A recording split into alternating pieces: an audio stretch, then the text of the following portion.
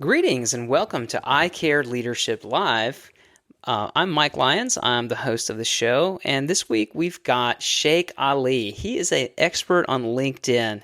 If you've ever wanted to be more active on LinkedIn or wondered why you don't get enough engagement or how can you make the most of LinkedIn, this episode is absolutely one of my instant favorites because of the knowledge that Sheikh shares with us.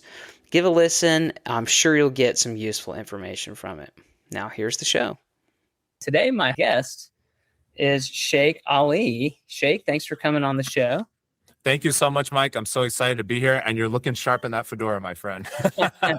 Well, I always aim to impress, so I appreciate the compliment. Sure.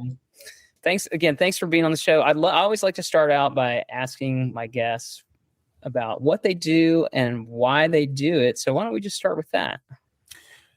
I work with clinician and healthcare executives to help build their authority on LinkedIn and then use that as an avenue to drive business-to-business partnerships. So the reason for that is because I had noticed that there was a void in terms of building LinkedIn for these clinician and healthcare executives. And so my business really helps address that need. But my bigger goal, Mike, and this is something that has kind of evolved on its own, is that I now have people that are outside those spheres that say, I'm looking at LinkedIn differently because of what you're doing. And for me, that's such a compliment, and I'm so honored by that. And so I'm excited to talk more about it. Awesome. Well, yeah, I love healthcare. You love healthcare. And I think we both love LinkedIn. But, I have to say, I think I maybe have a love-hate relationship to some extent, because sometimes I feel like LinkedIn is like a bad relationship where I put all the energy in, but she don't love me back.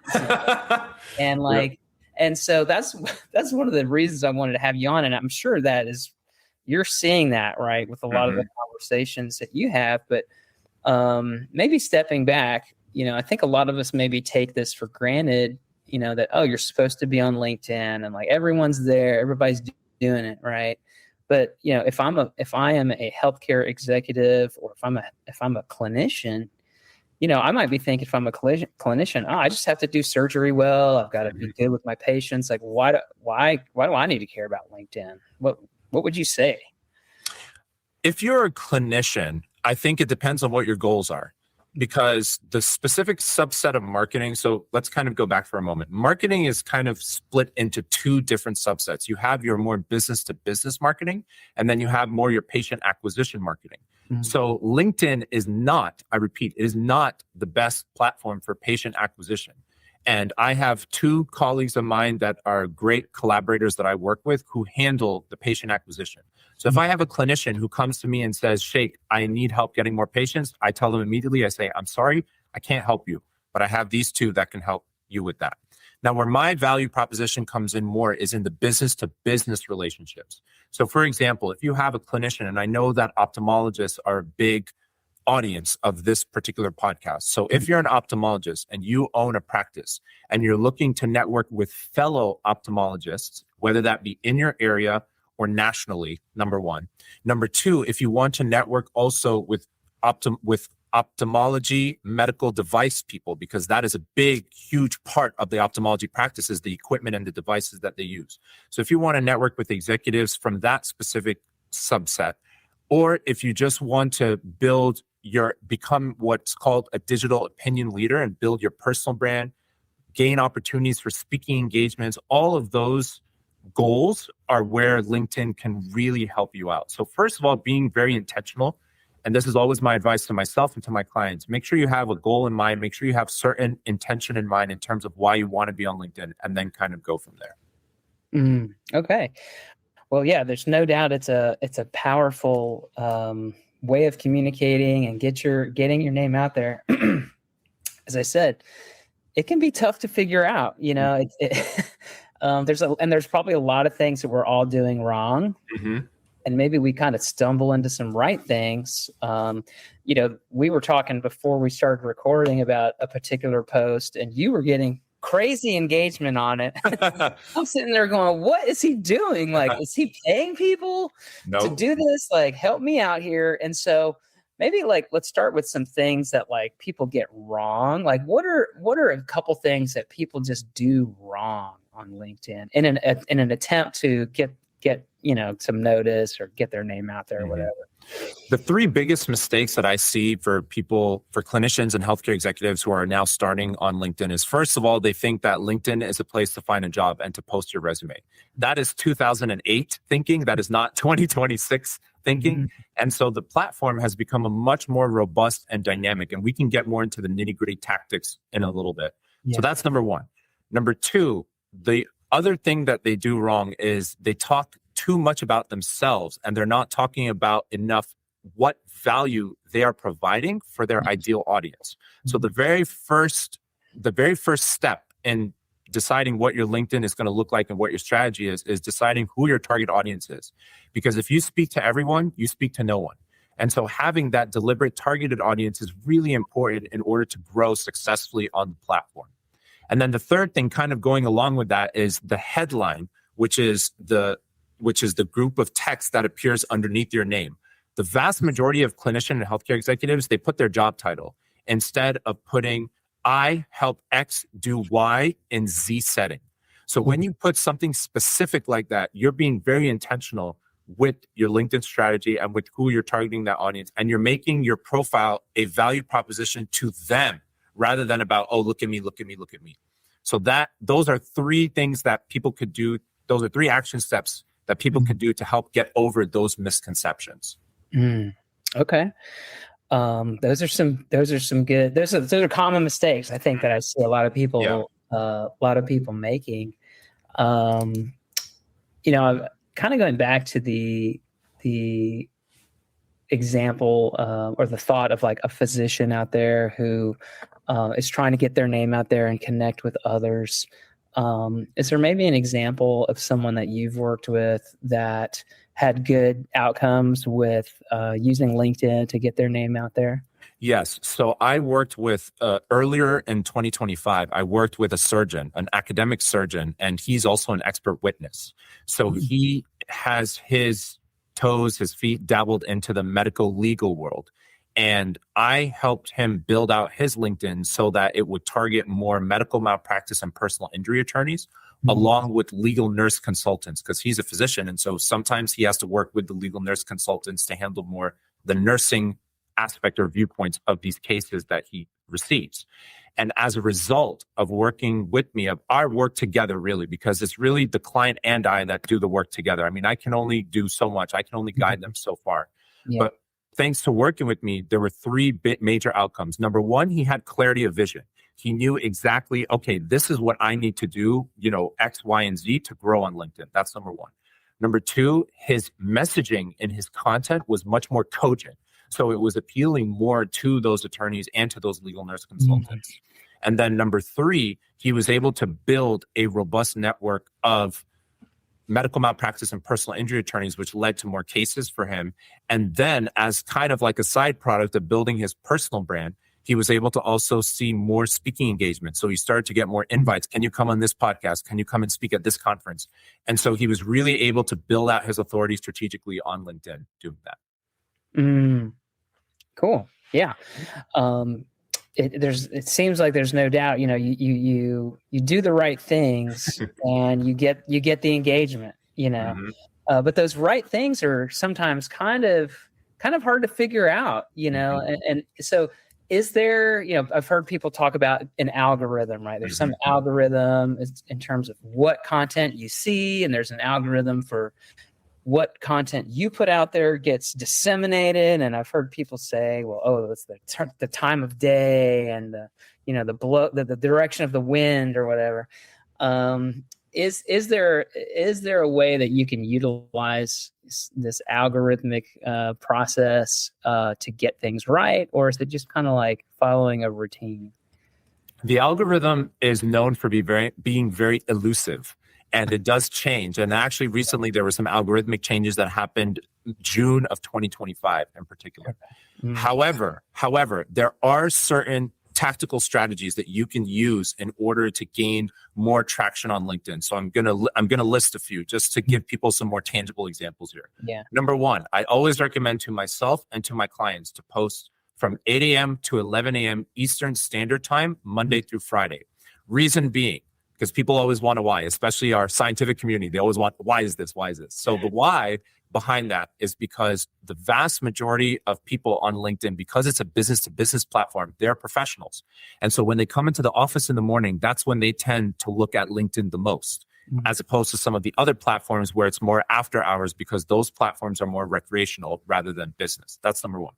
The second thing is when it comes to the algorithm itself, there's something that we call the golden hour. So that is the first hour after you post. LinkedIn scans the caption that you write.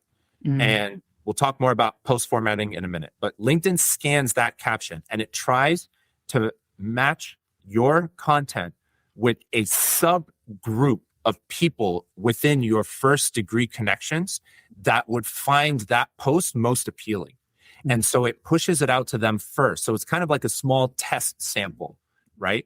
And then after about 30 minutes, LinkedIn waits, because it waits to see, are people liking and are people commenting, and are you responding to those comments as they're coming in? Because if you're responding to those comments within that first 30 minutes to an hour as they're coming in, then LinkedIn sees it as, okay, this person is actually engaging with his or her audience. And so being there for what I call that golden hour and engaging is critical. Once LinkedIn sees that the content is starting to spread out and people are receptive to it, then it's going to start pushing it out to more people and more people and more people. So it's a very incremental process. And so it's very common to see that when you post on, let's say I post today, it's very common that in your notifications, you'll get likes and comments 2, 3, 4, 5 days from now, because LinkedIn is still pushing out your content incrementally in the method that I described.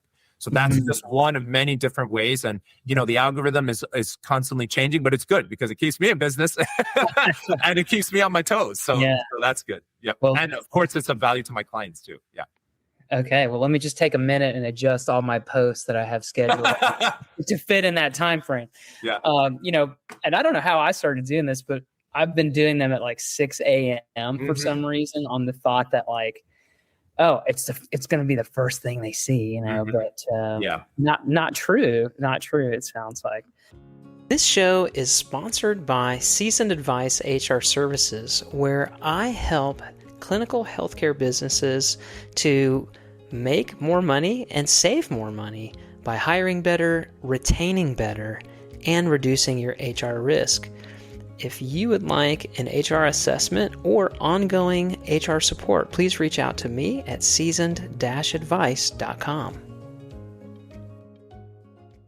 I want to do something a little bit different here. Okay. I call this the speed round. Okay. So I'm going to list out some maybe LinkedIn strategies that people have tried. Not me, of course. And then you can either tell me that's hot or that's not a good strategy. Okay. So this is our speed round. So the first one is unfollowing people that are not in your target audience. Not. Okay. Not. Using video and reels in your posts. Hot. Okay. What about using like a platform like AimFox that automates connections? Not. Definitely not. Wow. And we're going to come back to some of these for a second. Sure, because I do want to go into detail about something. Yeah. Because there's a lot of nuance there, but yeah. Let's go. Not that long ago, I heard someone say that polls are the thing to do. Polls, hot or not? Hot. Okay. So a little bit of a qualified hot there. And then I guess last one is mixing in a good amount of personal posts as opposed to business related. Hot. Okay. Awesome. Well, I detected that we need to go back on some of those. I would say all of them, really. Yeah. So what jumps to mind on some of those? Can you go in order of the list that you mentioned? Yeah. So mass unfollowing or just unfollowing not relevant people. I would say that after the first 500 connections, you should be more intentional with who you add. But in terms of unfollowing those that have already joined or that were part of your first 500, I don't think it's necessary. So it's really a combination of both. The goal is to get to 500 as quickly as you can, just because that increases your reach in terms of the post and your outreach capability. But once you pass that 500, then be much more intentional with who you accept. Yeah. Okay. Mm-hmm. Next one was about video. Right. So video at the beginning of 2025 was really gaining a lot of traction. LinkedIn was going all in on it. But what we've noticed is that since the middle of 2025, so around June, July, LinkedIn started to claw back a little bit on video. And so I think that video should be a part of your strategy, but I do not think it should be your only strategy. I still do believe that LinkedIn prioritizes the written word over videos. I posted probably 90% of all my content is static photo and long form caption as opposed to video, but video can still be advantageous as well. So again, I don't discredit it. I think it's very important. It should be part of your strategy, but it shouldn't be the only thing that you're posting. Okay. Yeah. At one time I was doing all the wrong things. Let me just say that. That's okay. That's okay. Trust me. I was like that too. Like it took me about 9 months to really get 9 months of consistent posting and not a lot of engagement to really get the traction that I'm getting now. So It's a marathon, not a sprint. Okay. This is one that's sort of popular, I think, with people I'm talking to. AimFox. So automating connections and drip campaigns and things like that. It is against the LinkedIn terms and conditions to scrape data. And those automated softwares oftentimes do it. So I recommend both to myself and to my clients always a manual approach. And the goal is to focus more on quality rather than quantity connections. Quality, yeah. Absolutely makes sense. Okay. Next one that we brought up was polls.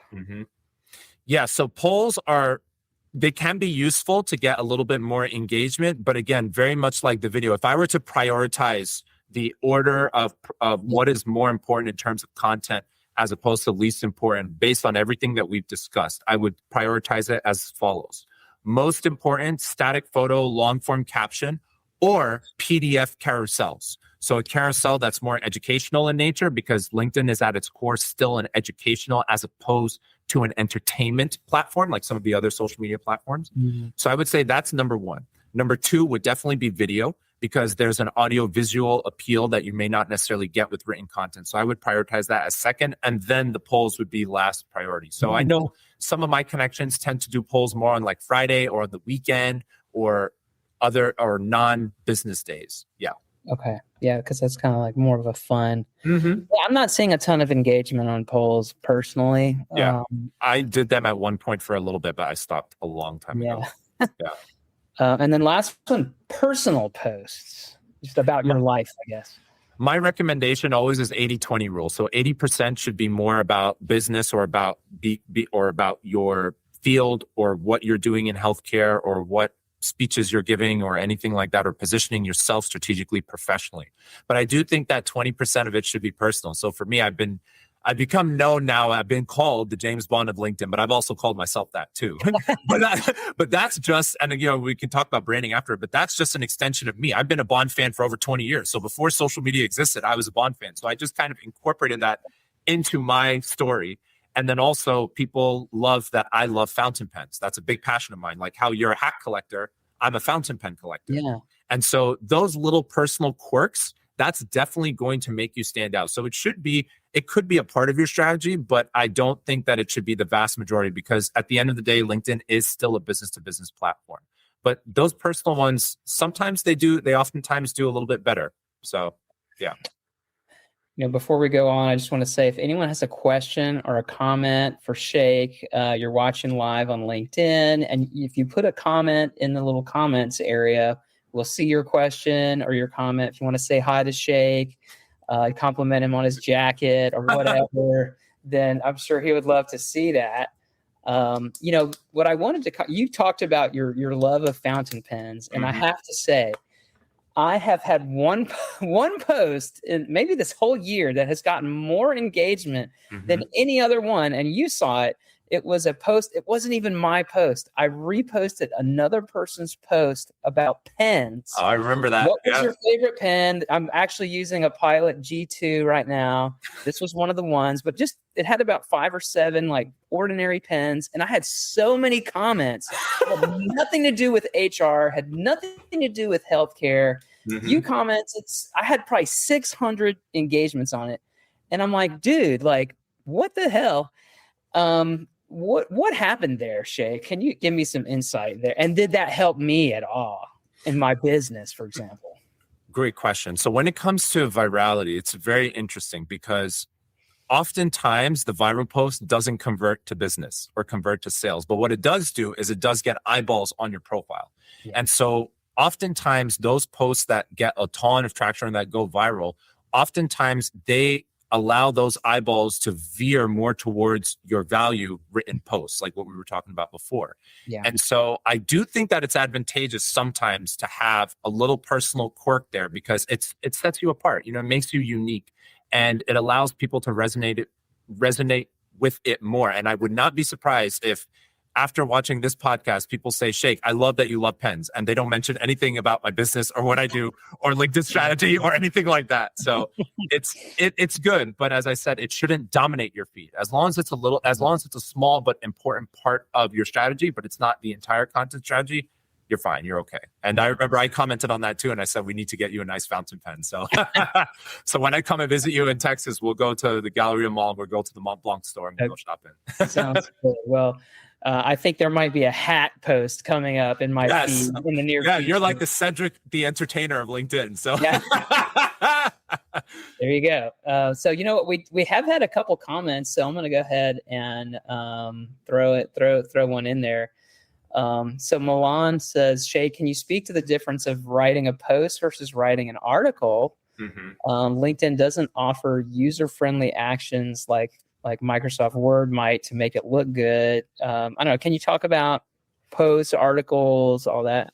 So articles are a great way to go more in depth on LinkedIn in terms of whatever post or whatever content you're discussing. But my recommendation actually for Milan is to start a newsletter. So I think that starting a newsletter, whether it be on, I know that Substack and Beehive are the two common ones. I think that starting a newsletter is a great way to build your own alternative audience. I know I'm the LinkedIn person, but it's a good way to build your own alternative audience and to go much more in depth. Because I have found personally that my posts get more traction than any article. I don't think I've even written an article on LinkedIn. So my recommendation is to stick more with the post because people's attention span is so short that the posts are going to be a more effective way to reach out to your audience successfully. So save the articles for more of a Substack or a Beehive, and then the posts itself, definitely dial those in and make those quality posts on LinkedIn. And that's another thing too. I recommend quality over quantity when it comes to LinkedIn. You do not have to post every day. I know people who do and they're successful at it. But for me personally, I post 2 to 3 times a week. That's it. But I make sure that they're high quality posts. Okay. Well, this conversation is already shaping my to-do list for today. Because Great. I'm glad. I was planning on doing like taking a blog I had done and putting it into the newsletter, the article. Make it a post instead. What you should do is split it up into 3 different LinkedIn posts and tackle like one main idea per post. So now you've got 3 pieces of content. Boom. Okay. Man. Okay. Adding tons of value here. Dr. Olga here is asking about AI photos, like, images of yourself, even like whatever action shot here. I'm a doctor, what's the usefulness there?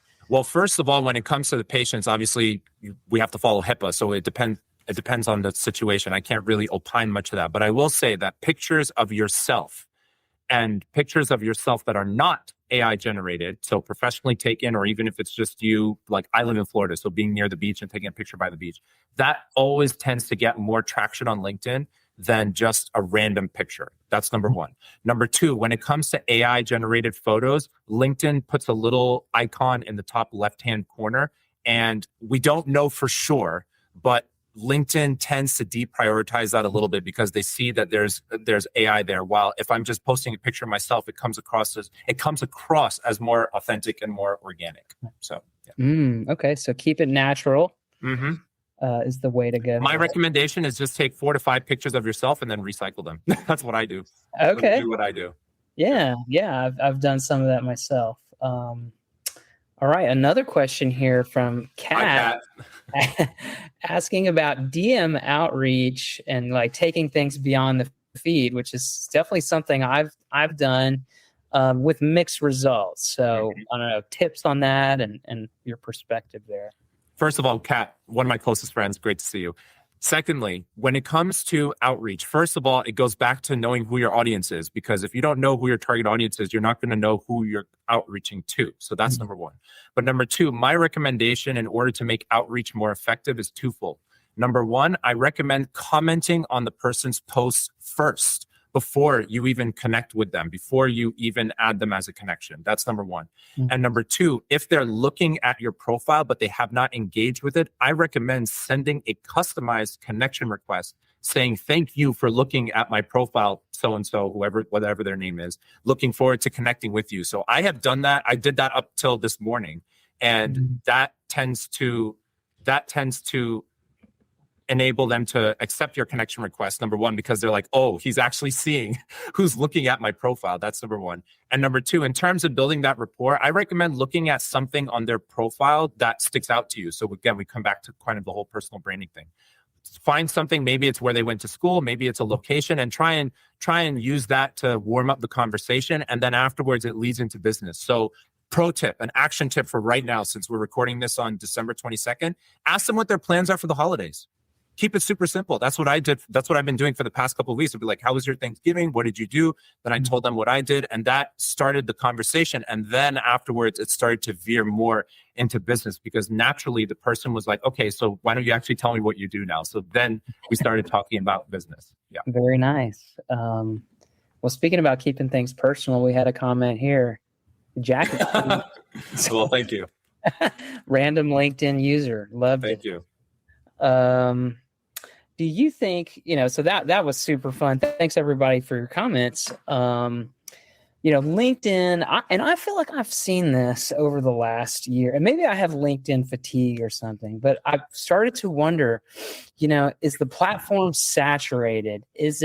Are people becoming jaded somewhat to the, and it's become a meme in some areas of like, oh, I'm posting this overly inflated thing about my job or what I do or how wonderful my company is. Do you think there's a cynicism that's starting to take over? And I don't know, what's your take on that? So I actually have two parts to this answer. The first is the actual mindset that you have to have going into LinkedIn, because if you have a positive mindset and you're looking at this like, this is a chance for me to either build my business, if I have one, if you're a healthcare executive, or represent my company. So if you're a healthcare executive working for a big hospital, represent my company. Or if you have your own consultancy or your own practice and you want to build that out, you have to view this as a way to meet new people. This is like in-person networking, but naturally and at scale. So that's number one. So attitude is altitude. So if you're going to have that positive mindset that comes from within, then you are going to attract, I would say, the right people. The people who are naysayers on LinkedIn, there are 3 dots in the top right-hand corner. I literally click on that and I put not interested. So I'm telling LinkedIn, I don't want to see that kind of information. That's number one. Then the second answer to your question is, this is more like the statistical numbers. So there are 1.2 billion with a B users that are on LinkedIn worldwide. So, and the platform is growing, because when I started doing the LinkedIn stuff, it was 1 billion and now it's already 1.2. So it's only going to continue growing. That's number one. Number two, of the total users, approximately 300 million use LinkedIn monthly. So they log on at least once a month. And then of those 300 million, only 3 million of those 300 million post at least once a week. So that's 1%. So if you post one time a week, you're automatically in the top 1% of LinkedIn users. So in my opinion, there's still so much, yeah, exactly. There's still so much evergreen opportunity out there to really grow on LinkedIn. And I think that the fact also that LinkedIn is owned by Microsoft, I think that also adds an additional advantage because Microsoft is going to continue to invest in the platform because it is an arm of their enterprise. So, okay. So yeah, it seems like it's here to stay. Man, this has been a really awesome conversation. it flew by. It's flown by, and I believe that it's so relevant for all of us, and I'm sure that everyone's going to get a lot of usefulness out of this. Sheikh, if someone wants to learn from you and connect with you, I think I know what your first answer is going to be. How should they find you, and how can they get in touch with you? Yeah, best way to contact me is definitely through LinkedIn. My profile is public, and my DM inbox, my direct message inbox is always open. So feel free to send me a message. Would love to connect with you and get a conversation going. And then the other way too is by email, scmedicalmedia@gmail.com. But LinkedIn is still the best. Okay, sounds great. Awesome. Well, Sheikh, thank you so much for your time. I really appreciate it. And yeah, we'll have to go hat and pen shopping Yes. when you're in Texas. Sounds good, Mike. Take care. Awesome. Okay, well, I'm going to end the stream here.